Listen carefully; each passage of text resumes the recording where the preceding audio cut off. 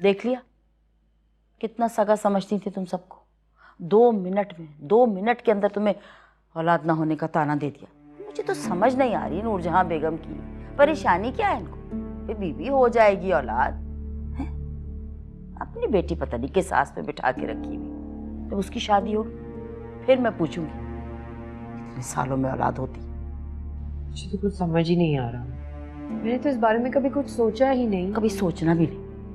और ये कौन सा दौर है बेटे, कौन सा दौर जा रहा है कि शादी के पहले ही साल औलाद जो है वो सास की गोद में ले जाके रख दी जाए तोहफे के तौर पे। बस इतना वक्त भी तो नहीं गुजरा। हाँ जरा मेरे पास अभी तो यही कह रही हूँ, ऐसा कौन सा वक्त गुजर गया।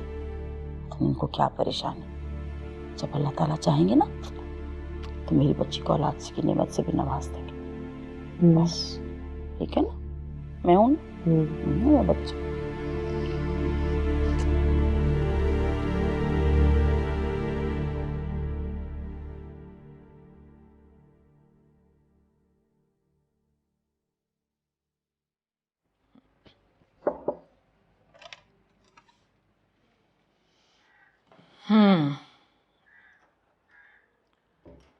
मुमताज आई थी, ये तुम्हारे लिए और जैन अली के लिए शौले दे गई थी। अच्छा अच्छा। खैर से वो तो दादी बन गई भाई। मैं सोच रही थी कि पता नहीं हमारे यहाँ क्या हो रहा है। क्या मतलब? जैन और तहरीम की शादी को 1 साल होने को आया है, अब तक औलाद नहीं हुई। सोच रही हूँ उसे किसी दिन डॉक्टर के पास ले जाऊं और दिखाऊं कि कोई मसला हो तो इलाज करवा सके। रुझान, लेकिन ये अल्लाह की मर्जी पे होता है और इंशाल्लाह अल्लाह करम करेगा हमारे यहाँ। हाँ तो ठीक है, लेकिन तुम भी जैन से जरा बात करके देखो। मैं कैसे बात करूंगा? ये अच्छा लगूंगा बेटे से ऐसी बात करते हुए? खैर ऐसा भी कोई हर्ज नहीं है, लेकिन चलो रहने दो, मैं खुद ही बात कर लूंगी। माँ हूं उसकी मैं, मेरी हर बात सुनता है।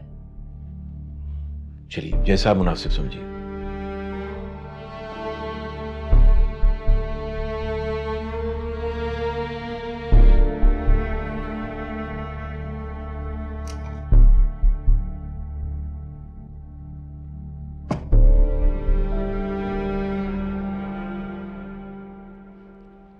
तुम लोग को ना अब अपनी फैमिली प्लान कर लेनी चाहिए। बहुत हंसना खेलना हो गया। पता है बच्चों की एक अपनी रौनक होती है, फैमिली कंप्लीट हो जाती है। बच्चे मुझे पसंद हैं लेकिन इतनी जल्दी नहीं। लेकिन जब भी अल्लाह ने दिया तो कबूल करेंगे। तुम्हें क्या हुआ है?